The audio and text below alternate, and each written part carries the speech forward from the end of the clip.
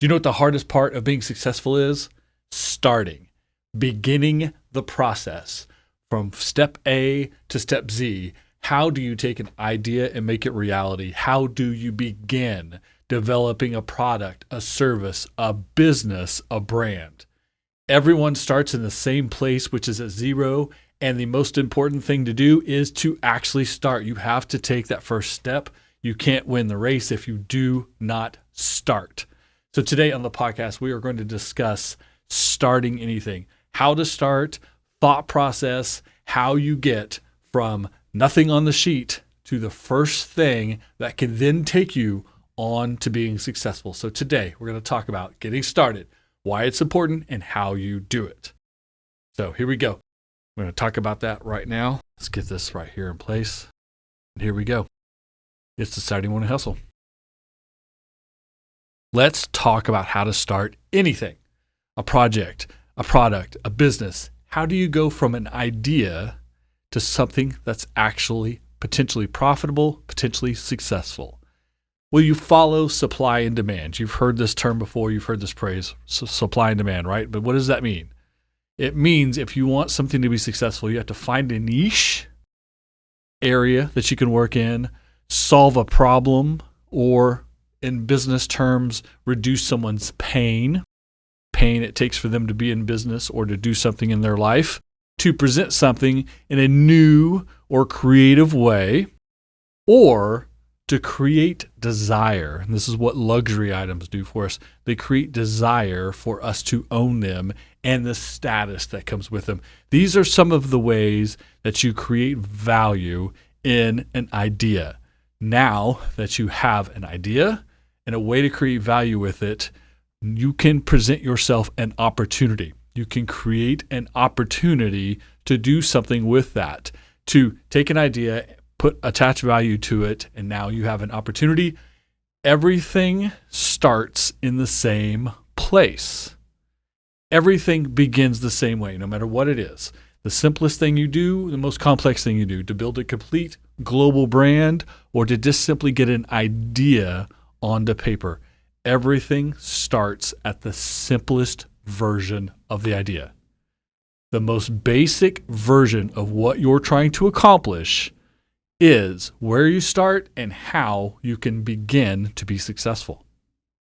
It's Saturday. I'm in the office. This is the Saturday Morning Hustle for anyone willing to come in early, stay late, hustle on the weekend if you have to be successful. Let's talk about how to get anything and everything started, create value, and ultimately find success. So, like I said, starting is all about creating the simplest version of something possible.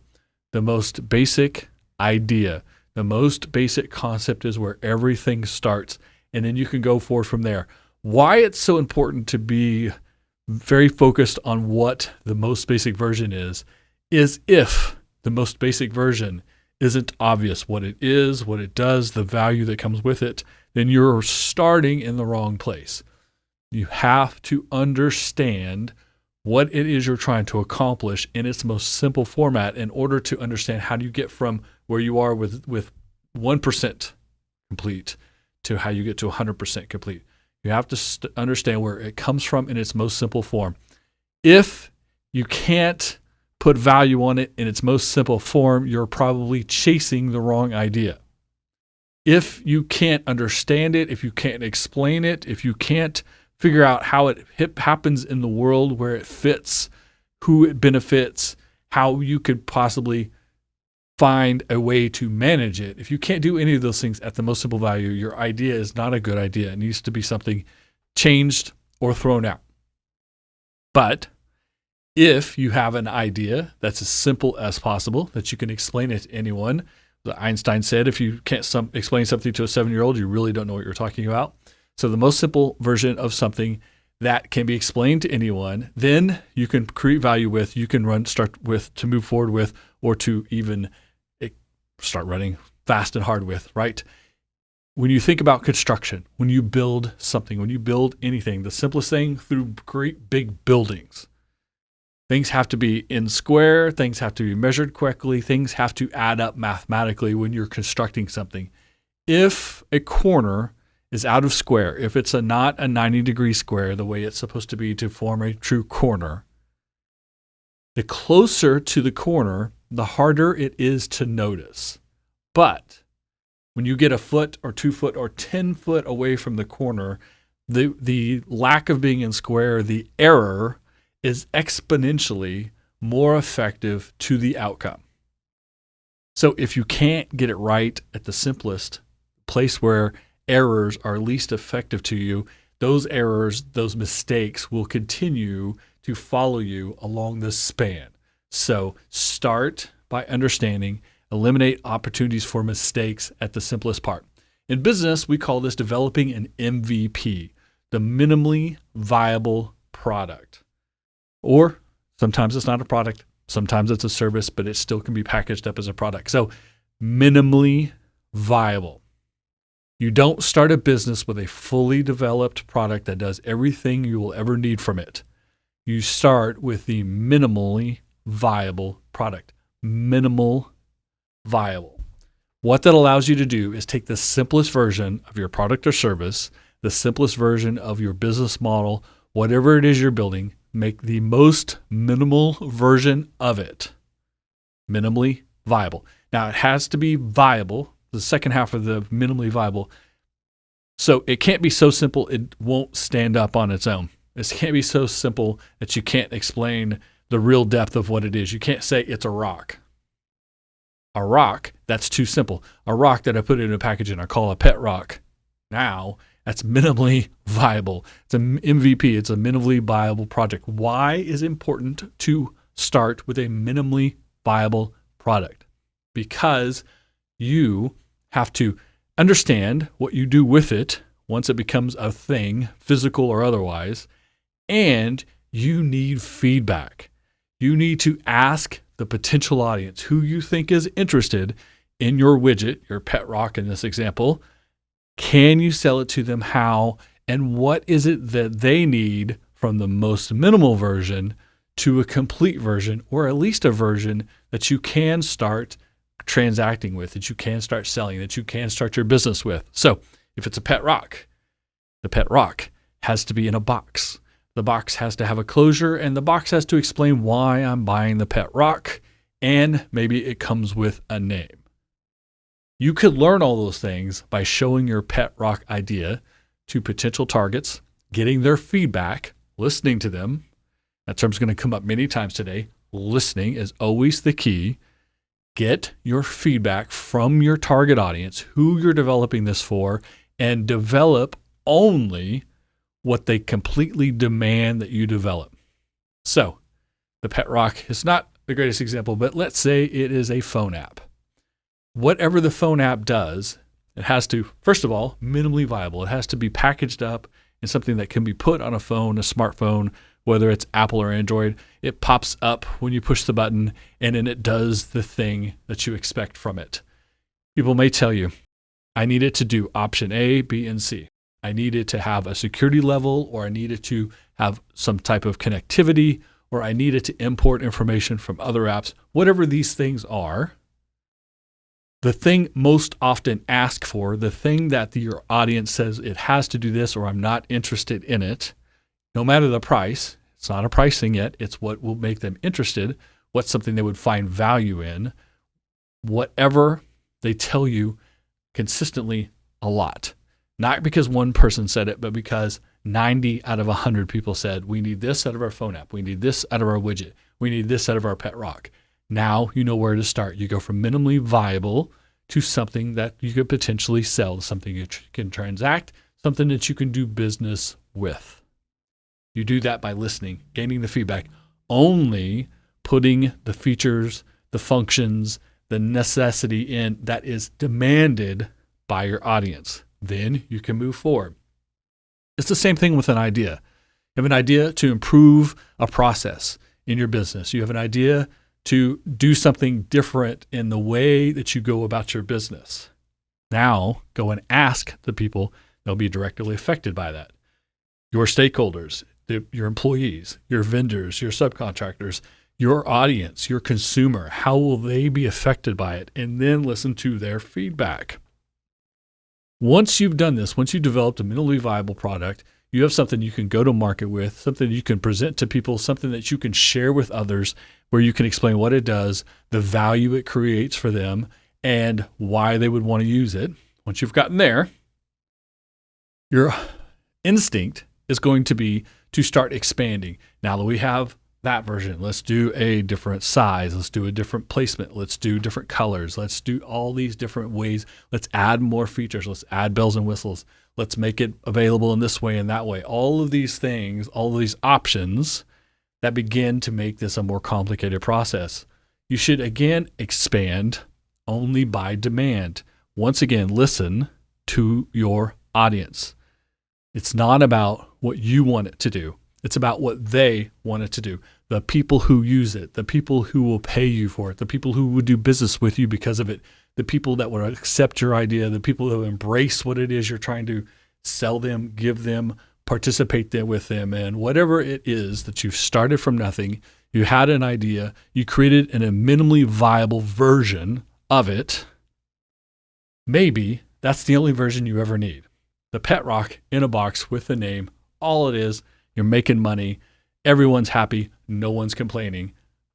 How great is that? You spend the minimum amount to develop it, to produce it, to package it, to put it in the world. And if it's successful, if your audience is happy, even though you would be happier with extras, that is irrelevant. It's not about you, it's about them. Them being your audience, being the people that it's intended for, being the people that will do business with you, the people that will find value in it and create a transaction, create a business relationship with you. Keeping them happy is all that's important. So only expand, only add, only do more with your minimally viable product when your audience, the core audience, and a majority of them, not one, not two, not 10%, not a few, not that one guy, but he buys several. You know what I'm talking about. But when enough of your audience demands it, then you start adding more features, more functions. You expand out from there and you expand from the center. That MVP is the center. So you don't take the 2 or 3 things that you've put into it to make it minimally viable and then do something else random that has no relation, because it's going to be hard to correlate. It's going to cost extra. It's going to be harder to do. Take what you've already done and do new versions of it. Expand out from that because it's easier to understand, easier to control, easier to plan, and more likely to be adopted by those who are already adopting the minimally viable version of it. Once you decide you are going to expand, the demand is great enough that you're going to expand, whether, again, it's features, it's benefits, it's how they can buy it, it's how many you produce, what the price point will be. All of these are things that will expand the potential for your idea, for your product, for your brand, for your service, for your business. Think of the ways that you can do that. The options, products, places to buy, associated products, all kinds of things that go with it. Again, going back to your center, going back to that minimally viable idea of what it was. Minimize your risk. Don't make radical changes. Don't make changes and decisions based on small samplings of your audience. And definitely don't do things simply because you want to, because you had an idea. Those things create risk. In order to be successful, you have to minimize risk. Now, it's easy in a business situation to think about risk. How much money is associated versus how much you can make back. When you're trying to explain an idea or do things differently within an organization, within a process, risk comes in the potential for failure or the potential to make it less understandable or less effective or less efficient. So avoid risk when possible. Minimize risk. Instead, add clarity. Do things that make it more obvious, that are more on point, more to the center, what people are already demanding, what they're already paying for, what they're already interacting with. Clarity is good for business. Uncertainty is very bad for business. Risk is very bad for business. So add clarity. Add functionality that feeds into what you're already doing, that doesn't dilute the message, the selling point, the value. Also consider, if you're going to expand your product line, expand your idea, expand your business, that you can take what you're already doing, that minimally viable product, and do multiple versions of it, often called a good, better, best model, where you have the minimally viable product. at a price point, something that's already accepted, that you're already doing business with. That's your good version. You can do a better version that adds maybe some of the new features you're looking for with additional economic factors so that your audience can decide if they want to stay with the minimally viable, so that you don't take it away from them, you don't cannibalize that audience, but move forward with options that they're willing to pay for. Find your ROI, find your value proposition, make sure that you're doing this in ways that minimize risk, not adding risk, but adds potential with clarity. And then you can even do some things that only a small subset of people are asking for, but they're willing to pay a premium for, whether it's time, money, attention, support, etc. Whatever that premium is, that's your good. So it's good, better, and best are ways that you can expand. So you can also launch a product, launch a service, launch a business on what's called a freemium model, where a good amount of it is free. Facebook is a perfect example of this. There's a good amount of it that is free to the public. Then there are upsells and things that you can add on to or that you can pay for. You can buy ads. You can sell things through the market. You can do other things that you pay for the participation. So you can use the free version or you can pay for participation. That's called a freemium. And the additional things you pay for are upsells. You can also do associated products that you own or that other people own. A great example of that is this is the Saturday Morning Hustle. So we have swag. Swag are associated products. The swags, the t-shirts, the sweatshirts, the hats, the coffee mugs, etc. are not in a podcast. They don't make the podcast. They say the name of the podcast, but you don't learn anything from the sweatshirt that you would learn on listening to the podcast. But it's something that could be associated with the podcast that you can wear, that you can tell people this is something you enjoy, and people can ask you about it. You can have conversations with them, and you can support the show. Those are associated products that you might produce that helps something you're already doing, your minimally viable product, be successful. So associated products, associated markets, associated consumers, audiences, etc. So you have a core audience. You might find splinter audiences or other audiences, or sometimes unexpected audiences. You do this by expanding in ways that create opportunities to meet these new audience, typically unexpected. And this is called the 80-20 rule, where you do 80% of what works on a regular basis and 20% experimentation in your marketing, in your outreach, in your audience development, etc. Got a hair in my face that keeps aggravating me. I'm sorry that I had to interrupt the podcast to tell you that, but I think I got it now. So how you expand, more options, potentially additional products or variations or versions of the products in the places that you sell it or that it's available. It's available in a physical location and an online. I can send it to you delivery, or you can pick it up in person, etc. The ways you can buy it. You can buy it with cash. You can buy it with credit. You can buy it with crypto. You can trade something else of value for it. You can buy it in a market. You can buy it in an aftermarket, etc. These are different ways that you can expand your business, your product, your service. And if you think about it, expand ideas as well. Where can you place these ideas? Where can you take what it is you're developing, you're building, the new way you're doing things, your better mousetrap? If it's not an actual product or service, but it's a concept, it's an idea, it's a way of doing things, how do you apply it to other parts of your organization, to other organizations around you, to other businesses, etc.? How you figure out all those different approaches. Is it more options? Is it more products? Is it different places? Is it different ways to buy? Is it in a good, better, best? Is it a freemium with upsells? Whatever it is associated products, any of those things, the answer to that question is listen. Listen to the feedback of your audience. Listen to the people who do business with you. Listen to people who might potentially do business with you or are interested because you found them in your 80% of standard marketing approach, sales activity, or 20% of experimentation. If your experimentation works, it goes into the 80% and you do 20% of different experimentation moving forward.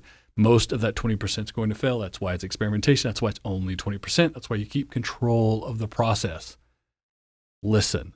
Listen to what works in the 80%. Listen to what works in the 20% of experimentation. Listen to the core values, to the concepts, to the main, simplest idea that your audience is telling you.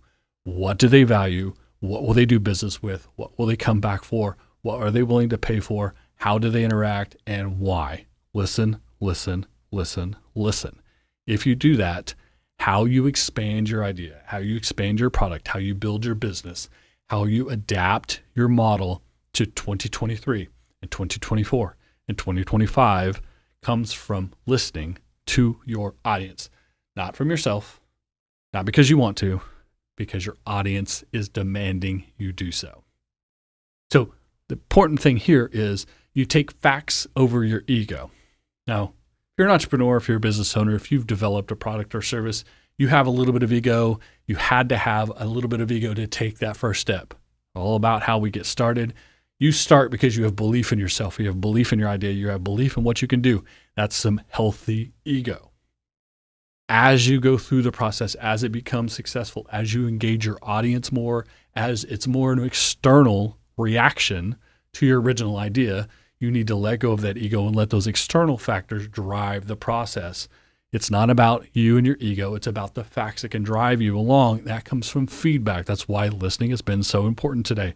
So confidence is good, but even better when you back it up with market data, with real world reaction to your idea, to your product, to your service, to your business. When you present your brand, how do people take it? There's a way you intend them to take it, and there's how they take it. If they're the same, you're doing great, and everything's going to be fantastic. If your audience takes your brand representation differently than intended, you either follow that and lean into it or make the adjustments necessary as you explain in order to explain it properly. It's not about because you understand it, everyone else will understand. You have to listen to them and then do what they ask, tell, and demand of you. It's better to know than to guess. It doesn't matter how smart you are if you're guessing. It doesn't matter how intelligent you are if you have nothing to base this on. It doesn't matter how good you are at breaking down the facts if you do not have the facts. So don't get caught up in being the person who does the thing without anyone's input. Instead, embrace the input from everyone else and take all of that feedback in through this entire process, and it never actually stops. You started at the MVP with the basic idea, the most basic version of what you were doing. You looked for input. You made the changes from that input in order to go from an MVP to an actually viable product, not just minimally viable, but actually viable. Then you expanded the product, whether it's the product line itself, offerings, additional information, business model, etc. Again, based on feedback. Now that you're working, it's being successful. You want to continue that success. You want to sustain that success. Listen. Continue to listen. Continue to refine off what your audience tells you. Take your time. Do not rush. There's no such thing as an overnight sensation. I've said this on the podcast many times before. The most successful people that you see today that look like they're an overnight sensation have been putting the time and effort in and listening for a long period of time. Sheer force of will not push you into a success ratio. Listening to what people want, the reaction to what you're offering them, adjusting, adapting, and moving more to what they want and more to what they want and giving them what they want because you listened is the potential for success. Listen more than you speak. You have 2 ears, 1 mouth. Twice as much listening as you do speak. That is how you get started. That's how you become successful. And that's how you sustain that success. So you get started with the simplest version of something, move forward from there. How it develops, how it processes, and how it becomes sustainable is all about understanding who you're doing business with, what it is they want, what it is they value, what it is they expect, and then moving along with those expectations, not your expectations. You do that, the opportunity to be success goes way, way, way up. And that's what I want for you. So over here every Saturday on the Saturday Morning Hustle, talking about how we can be more successful. It's not just hustle, not just grind. You got to have that. But you got to be smart about it. You have to listen. You have to have enough ego to get started and enough understanding, enough intelligence to put that ego back a little bit and listen to your audience demands. Thanks for listening. Make sure you stream and subscribe. Leave a comment, leave a review. I'd really appreciate that. Share with a friend. Send this to someone who has something they just can't seem to get started on. Hopefully this process will prompt them along to get going off that first step and into the actual process. And once you get going, who knows what will happen there, but you can't be successful until you get started. Make sure you get your Saturday Morning Hustle, Entrepreneur AF, Coffee and Donut swag. Swag supports the podcast. I appreciate it very much if you would do that as well. Follow, engage on social media, Twitter, Instagram, LinkedIn, and the Facebook fan page. Don't forget that one as well. Make sure that you check out the latest episode of Professional Balance, the bonus podcast series from the Saturday Morning Hustle that comes out the last Monday of each month. The current episode is Imposter Syndrome, an interesting take on imposter syndrome. Make sure you check that out. Posted a few weeks ago, last Monday of last month.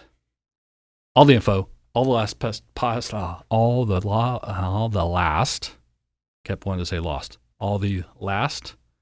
and past episodes of the Saturday Morning Hustle and the Balance series are at SaturdayMorningHustle.com. Swag's there as well, so check it out. I'll see you next week. Saturday Morning Hustle. Saturday Morning Hustle. Saturday Morning Hustle. Wake up and keep chasing.